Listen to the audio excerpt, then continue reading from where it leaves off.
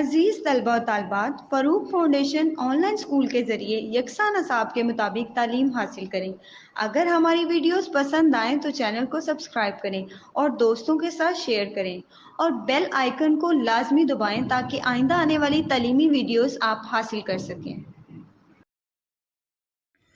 अस्सलामुअलैकुम बच्चों, कैसे हैं आप? उम्मीद है कि आप सब अपने घरों में खैर व आफियत के साथ होंगे। बच्चों, फ़ारूक फाउंडेशन ऑनलाइन स्कूल से आप मुकम्मल तालीम हासिल करके बोर्ड का इम्तिहान बराए जमातिन नहुम और दहुम बेहतर तौर पर पास कर सकते हैं। आप अपनी उम्र और तालीम के मुताबिक मज़ीद तालीम हासिल कर सकते हैं। वालिदैन के से फ़ोन या कंप्यूटर पर हमारी वीडियोस के ज़रिए तालीम हासिल करने की दरख्वास्त करें। रोज़ाना 1 से 2 घंटे ऑनलाइन पढ़ाई करें और जब आप स्कूल जाएंगे तो आपको मज़ीद किसी मदद की ज़रूरत नहीं होगी। इस तरह पढ़ाई करके आप अपना वक्त और वालिदैन के अखराजात में बचत कर सकते हैं। ऑनलाइन स्कूल की कोई फ़ीस नहीं है। आप जूम पर भी क्लासेस का फ़ायदा उठा सकते हैं। हर मज़मून की मुकम्मल तालीमी वीडियो मौजूद है। बच्चों, उम्मीद है कि आप सब इससे फ़ायदा उठाएंगे। Auzubillahiminash-shaytanir-rajim. Bismillahir-rahmanir-rahim. Assalamualaikum students. I hope you all are doing well. So as you all know students, we had completed chapter number 6 in our previous video. So in today's video we'll be starting chapter number 7, which is respiration. So respiration, it's all about energy. Like it means that respiration is all about energy. Since all the life processes use energy, every cell in the body needs an energy supply. The body gets its energy from a chemical reaction which takes place in the cells. This chemical reaction is called respiration. So students, her life की process को complete करने के लिए या फिर होने के लिए एनर्जी जो है वो चाहिए होती है, एनर्जी यूज़ होती है हर लाइफ प्रोसेस में. Every cell in the body needs an energy supply. Body के हर सेल को एनर्जी सप्लाई की ज़रूरत है. The body gets energy from a chemical reaction. Body को एनर्जी मिलती है केमिकल रिएक्शन से, और वो केमिकल रिएक्शन कहाँ होता है? वो होता है सेल में. इस केमिकल रिएक्शन को हम लोग क्या कह रहे हैं? इस केमिकल रिएक्शन को हम लोग कह रहे हैं रेस्पायरेशन. यानी कि रेस्पायरेशन एक केमिकल रिएक्शन है जिसकी वजह से हमारे बॉडी के हर सेल को एनर्जी मिलती है. Plant cells also respire as animals do. All the time as their cells need energy to stay alive too. Respiration is a bit like burning. The fuel comes from the carbohydrates and fats in the food we eat. So students, इस तरह के animal जो है वो animal में respiration का process continuously हो रहा होता है.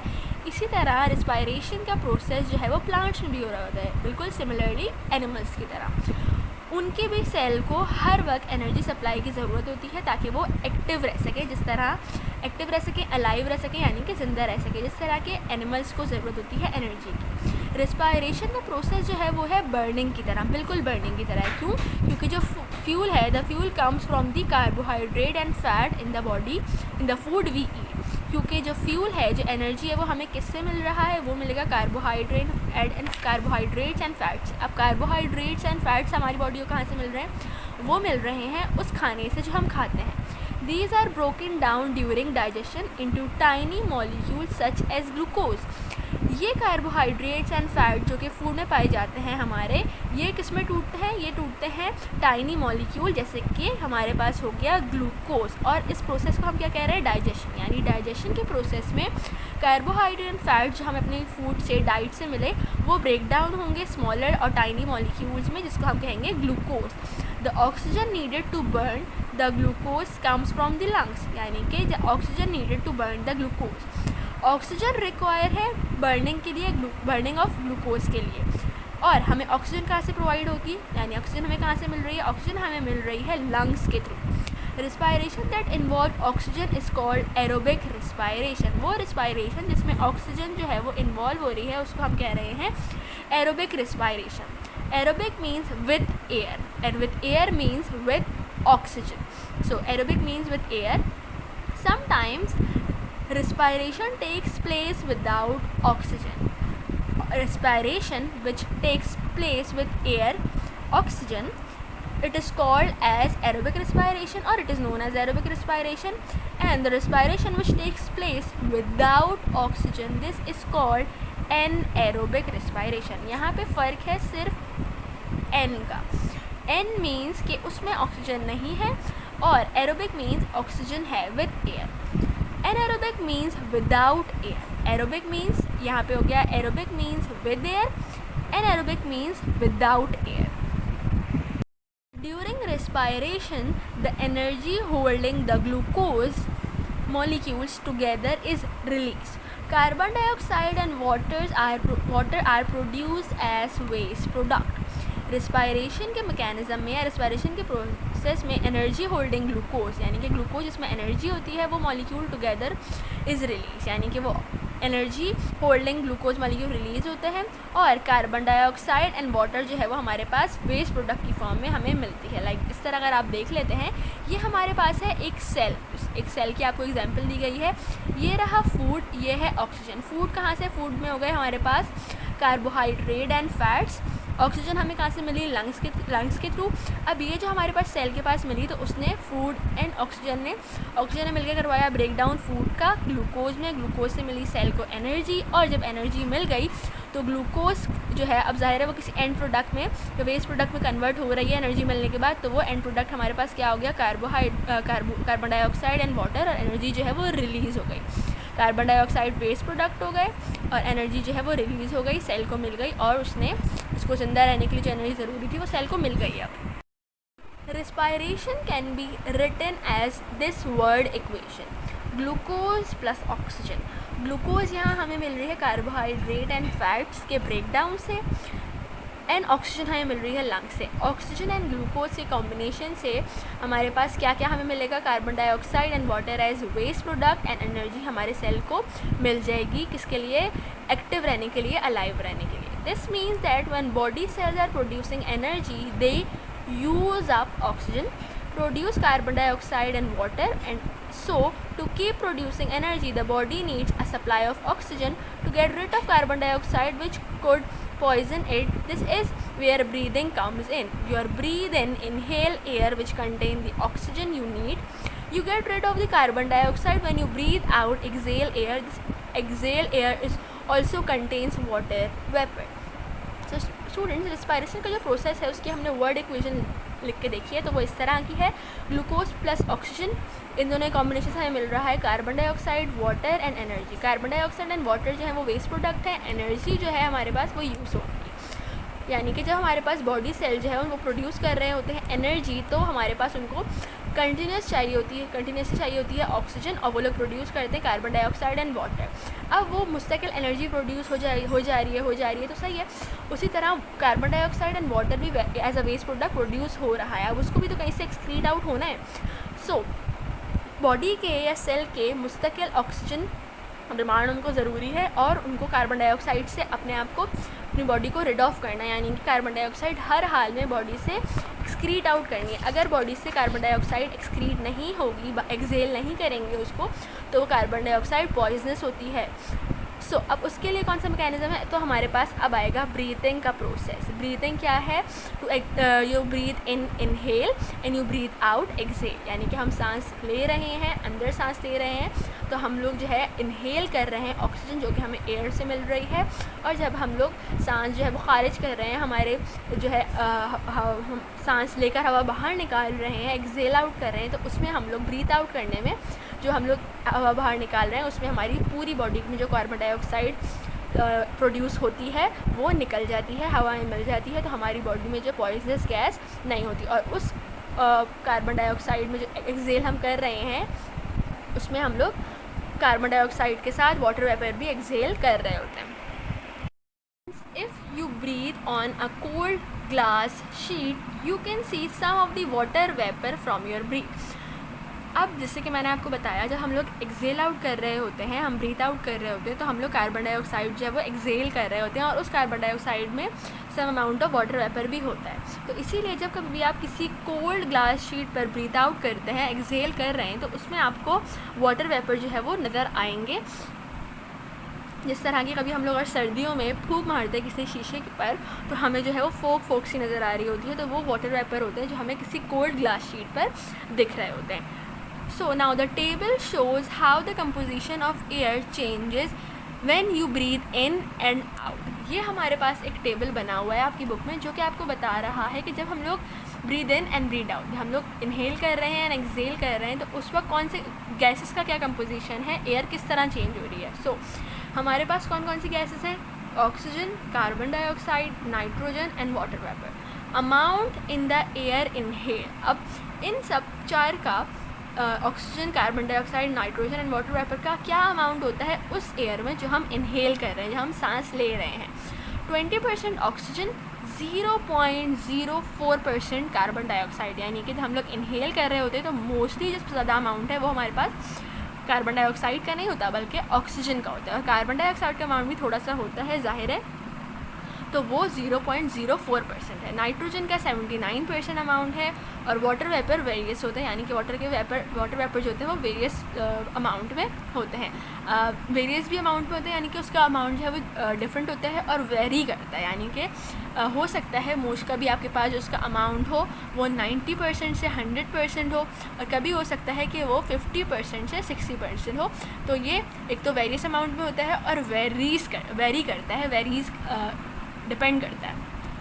Amount in the air exhale, अब हमारे पास बात कर रहे हैं हम वो अमाउंट जिसमें हम लोग हमारा जो हमने ब्रीथ इन करा है उसका हम ब्रीथ आउट कर रहे हैं, एक्सहेल कर रहे हैं, उसमें इन सब गैसेस का क्या क्या अमाउंट है। तो 17% oxygen, carbon dioxide 4%, 79% nitrogen and water vapour saturated.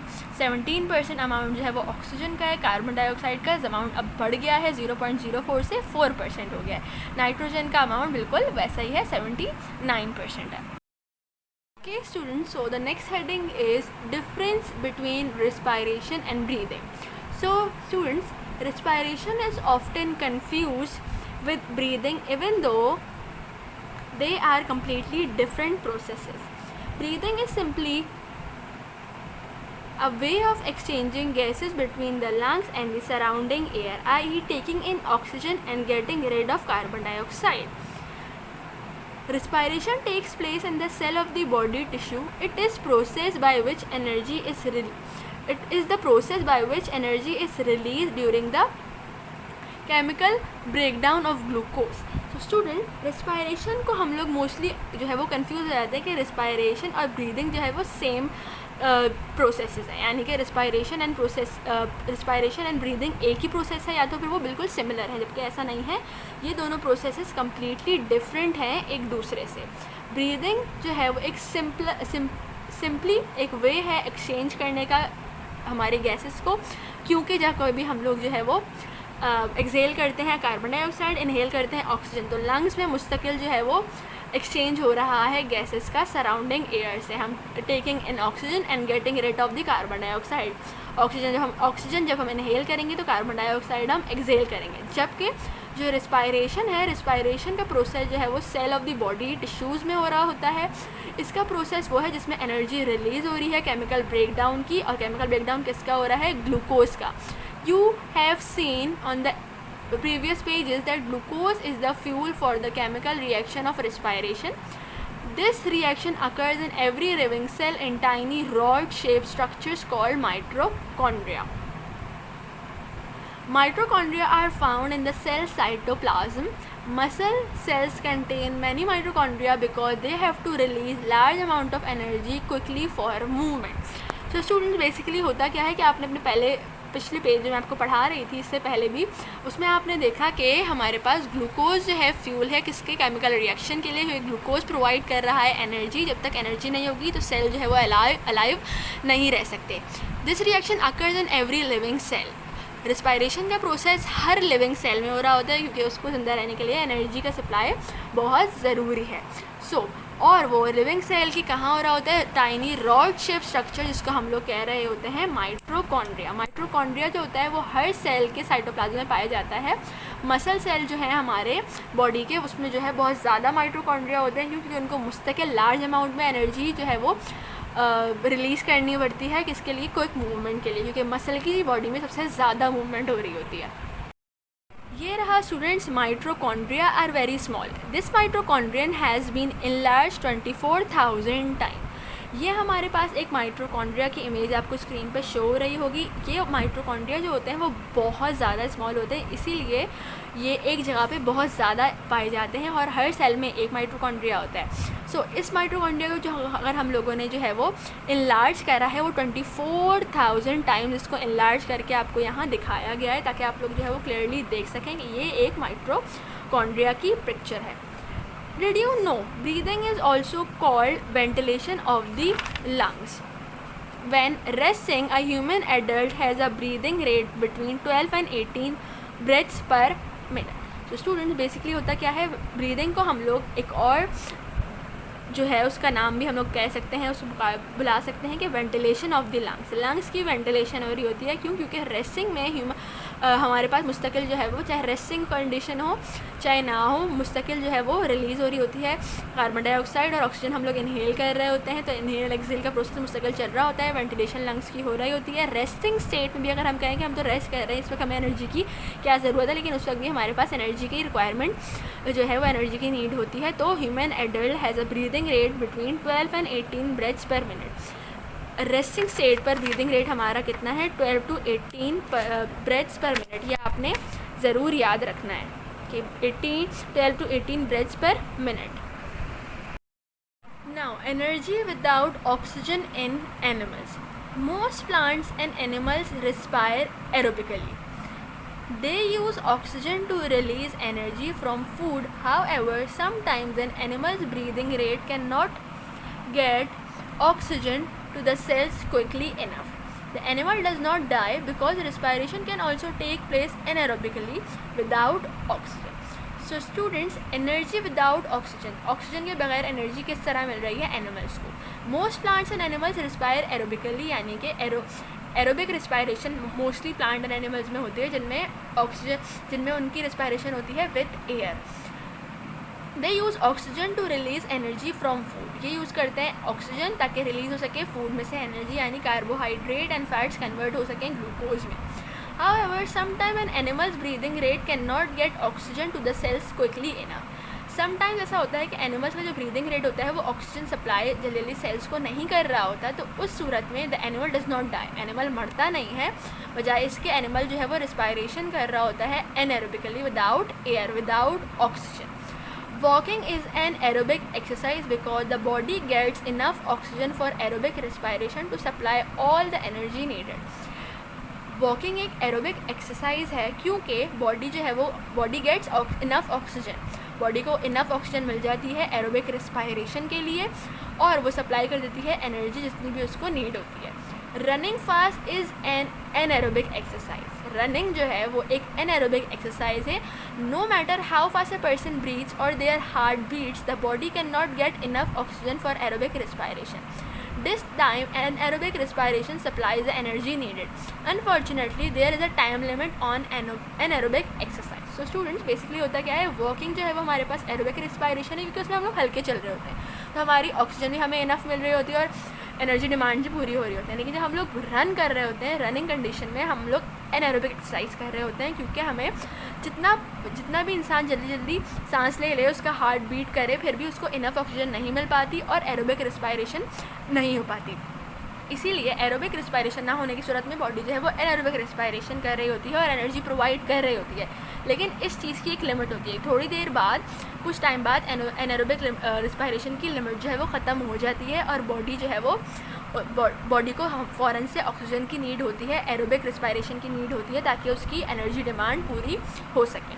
सो इस तरह आपको याद रहेगा, walking is an aerobic exercise while hurdle racing is an anaerobic exercise. Students, how does aerobic respiration work? Instead of being broken down completely into carbon dioxide and water, glucose break down into lactic acid. Lactic acid is a sort of halfway stage between glucose and carbon dioxide and water. So students, being broken down completely into carbon dioxide and water, यानी कि glucose directly convert हो जाए carbon dioxide water में, बजाय इसके glucose convert हो जाता है किस में, लैक्टिक एसिड में, और ये कब होता है? एनारोबिक रिस्पायरेशन के ज़रिए। जैसे कि मैंने आपको बताया कि एनारोबिक रिस्पायरेशन में एक लिमिट होती है, लेकिन वो एनारोबिक रिस्पायरेशन में बॉडी की जो एनर्जी नीड है वो पूरी हो रही होती है, फुलफ़िल हो रही होती है, लेकिन उसकी एक टाइम लिमिट होती है। तो एनारोबिक रिस्पायरेशन किस तरह काम कर रही है? एनारोबिक रिस्पायरेशन में ग्लूकोज जो है वो directly convert carbohydrate and water में नहीं होता, बजाय इसके वो लैक्टिक एसिड में कन्वर्ट हो जाता है। और लैक्टिक एसिड में कन्वर्जन जो है वो हाफ वे है उसका स्टेज, यानी कि ग्लूकोज से कार्बन डाइऑक्साइड एंड वाटर के बीच का स्टेज है जिसमें हम लोग लैक्टिक एसिड प्रोड्यूस हो रहे हैं। तो lactic acid is sort of half way stage between glucose, water and carbon dioxide. इस तरह का आपको यहाँ दिख रहा होगा, ग्लूकोज पहले कन्वर्ट हो रहा है लैक्टिक एसिड में और फिर वो विद ऑक्सीजन के जरिए carbon dioxide plus energy and water में कन्वर्ट हो रहा है। सो anaerobic respiration is not the best way to get the energy from glucose because the glucose is not completely broken down and much less energy is produced. Lactic acid also causes muscle fatigue. However, anaerobic respiration is very useful when energy is needed in a hurry. So students, anaerobic respiration best way तो नहीं है कि हमें energy जो है वो हमें मिल जाए ग्लूकोज को कन्वर्ट करने में, लेकिन ग्लूकोज जो है वो कम्प्लीटली क्योंकि ब्रोक डाउन नहीं होता water and carbohydrates carbon dioxide में, तो पूरी तरह से एनर्जी प्रोड्यूस नहीं हो रही थी, तो एनर्जी रिक्वायरमेंट कम्प्लीटली फुलफिल नहीं हो रही होती। और लैक्टिक एसिड एक जो है वो उसका डिसएडवांटेज ये है कि वो मसल फटीग कॉज कर रहा होता है। लैक्टिक एसिड प्रोडक्शन से मसल जो है वो फटीग में चला जाता है, उसमें पेन होना शुरू हो जाता है। However, anaerobic respiration is very useful when energy is needed in a hurry.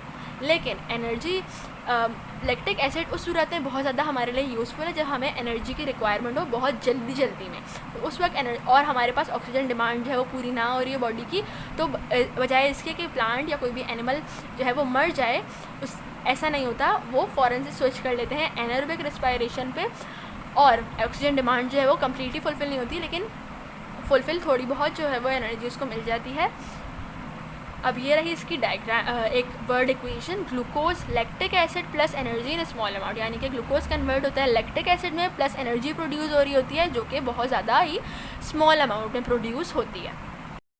Today's video we have discussed what is respiration, what is breathing, what is the difference between anaerobic and aerobic respiration. So we'll be discussing our new topics in our new video. So I hope so आपको अपने सारे जो topics हैं वो अच्छी तरह समझ में आ गए होंगे। नेक्स्ट वीडियो में न्यू टॉपिक के साथ मिलेंगे। टिल देन टेक केयर, अल्लाह हाफ़िज़।